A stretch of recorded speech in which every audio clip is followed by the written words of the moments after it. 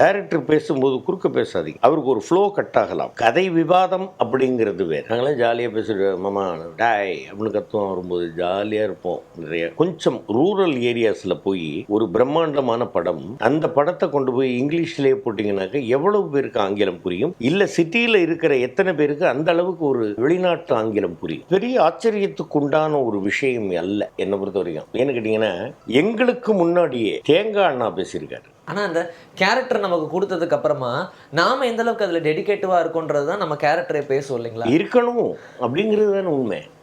நீங்கள் ஏதோ கேட்டு ஏதோ பண்ணுறேன் ஏதோ பேசிட்டு போகிறேன் அப்படின்னாக்கா அது இது சரியில்லையே. அப்போ ஒரு கேரக்டருக்கான ப்ரிப்பரேஷன் உங்களுக்கு எப்படி சார் இருக்கும்?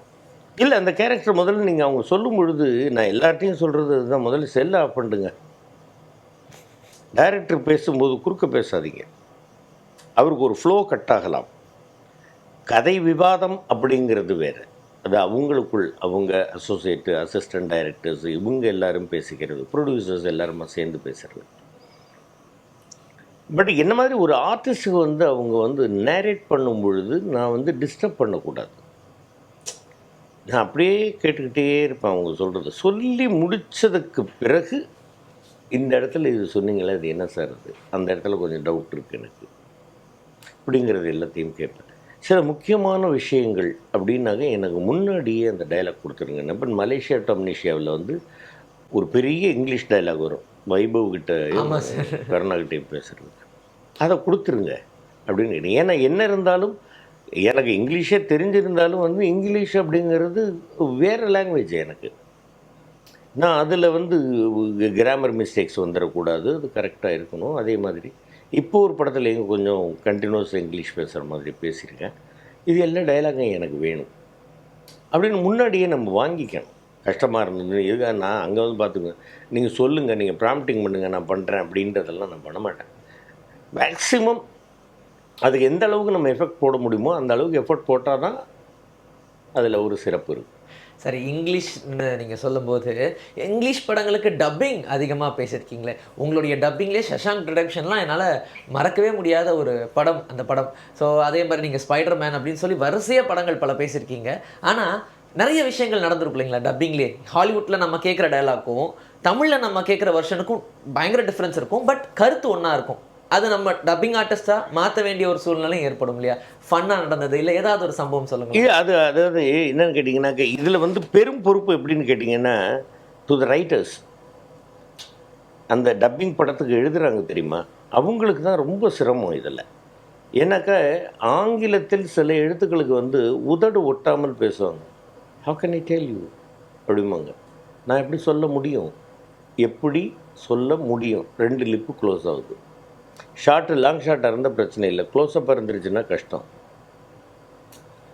ஸோ இதுக்கு அவங்க வேறு வார்த்தையை மாற்றணும் இல்லையா? கண்டிப்பாக. அது மாதிரி அவங்களுக்கு கஷ்டம். அதில் நம்முடைய பங்களிப்பு என்ன வார்த்தையை போடலாம், இது போடலாமா அப்படின்றதெல்லாம் நம்மளும் யோசிக்கணும். அந்த மாதிரி பல விஷயங்கள் இருக்குது டப்பிங்கில். நிறைய அது டப்பிங்கில் எனக்கு கிடைத்த அனுபவங்கள், ஐயா அமரர் திரு ஆரூர்தாஸ் ஐயா அவர்கள்கிட்ட, தேவநாராயணன் மாமா அவங்கள்ட்ட, மருதுபரணி சார், பிரகாஷ் மாமா, என்னுடைய அக்கா பையன்கள் கீர்த்திவாசன், மதுசூதன், இவங்கள்ட்டெல்லாம் வரைக்கும் கூட. என்ன ஏதாவது காமெடியான சம்பவங்கள் நடந்தது சொல்லுங்களேன். காமெடியான சம்பவங்கள் டப்பிங்கில் நிறைய நடந்திருக்கு, கொஞ்சம் நஞ்சமாக நடக்கலை.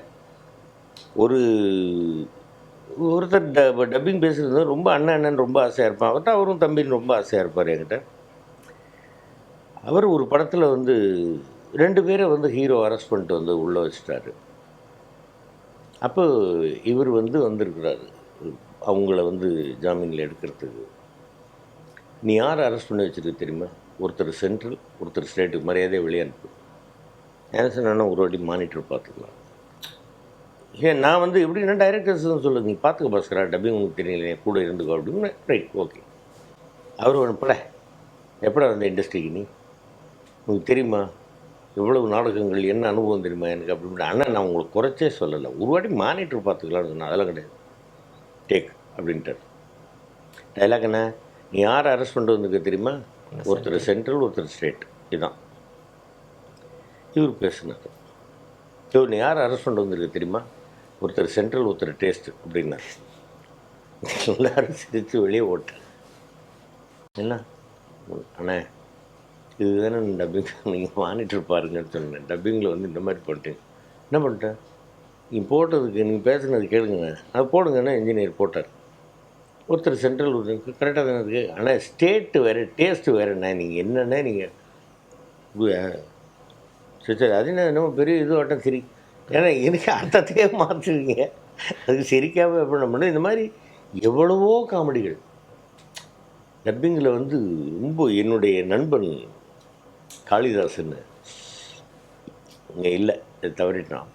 மாயாவியில் நடித்தார் மாரீச்சனா.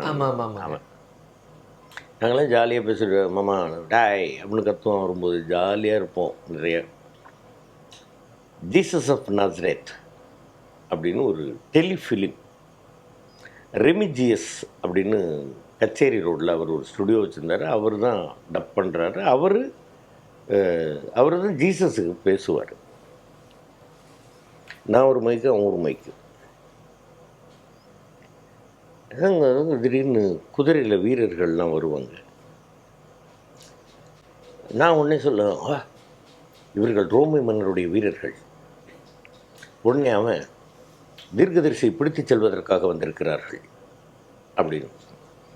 அவர் ரெமிஜியஸ் என்ன சொன்னார், பாஸ்கர் களி அவங்க வந்து கொஞ்சம் கிராமத்து மக்கள் மாதிரி இருக்கிறாங்க, இவ்வளோ கிராமட்டிக்கலாக வேண்டாம், கொஞ்சம் கலவுக்கையில் பேசிங்க அப்படின்னார். நான் உடனே சரி சார் மானிட்டர் பார்த்துக்கலாம் சார். வாட் மானிட்டரை இதுக்கெல்லாம் டைம் வேஸ்ட் பண்ணிட்டு போய் நீ will go for take sir அப்படின்னு. சரி ஓகே ரைட்.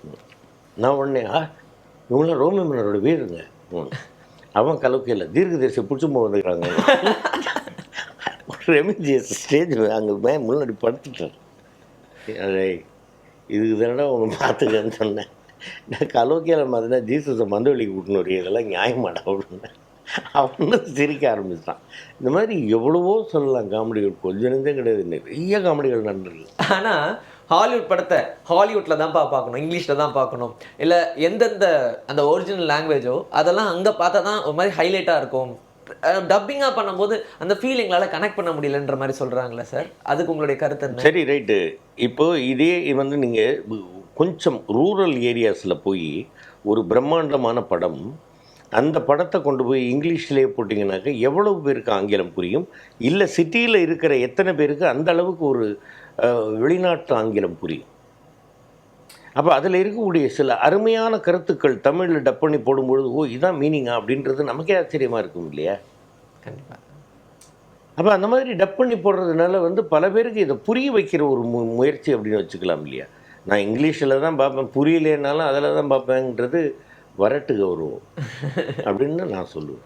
ஓகே, இப்போ நீங்கள் சொல்லும்போது இங்கிலீஷுன்றது நம்ம என்ன ப்ராக்டிஸ் பண்ணிக்கணும் அப்படின்னு சொல்லுவீங்க. பட் ஒரு சில லாங்குவேஜ்லாம் நீங்கள் ப்ராக்டிஸே எடுக்க வேண்டாம்னு நினைக்கிறேன்.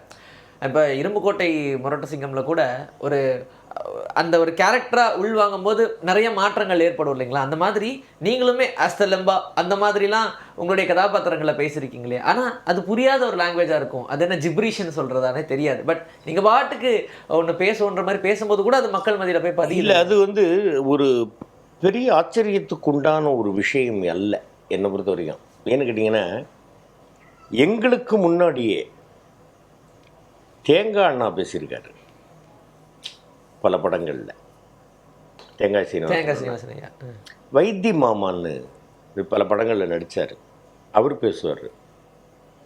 என் மச்சான் சின்னி ஜெயந்த் அவன் பல படங்களில் பேசியிருக்கான். அந்த மாதிரி இது வந்து ஒரு ட்ரைபல் லாங்குவேஜ் அப்படின்னு தம்பி சிம்புதேவன் சொல்லும் பொழுது இந்த மாதிரி ஒரு ரைட் வாயில் வந்தது. ஆனால் வாயில் வந்ததை சொன்னால் கூட ஒரு இடத்தில் ஒரு வார்த்தைக்கு அதை சொல்லி இருந்தால் இன்னொரு இடத்துல அதே வார்த்தைக்கு அதே சொல்லணும். அப்போ நான் ஒரு நோட்டு வச்சு எழுதிக்கிட்டேன், என்ன எந்த வார்த்தைக்கு என்ன சொல்லியிருக்கேன் அப்படின்றத. அடையப்பா அந்த மாதிரி பண்ணது அந்த லாங்குவேஜ். அது தெலுங்குல கூட சொல்லியிருந்தாங்களே, பாகுபலிக்கு முன்னாடி தமிழில் ஒரு ஆர்டிஸ்ட் இந்த லாங்குவேஜ் பேசிட்டாரு அப்படின்னு. ஆமாம் ஆமாங்க.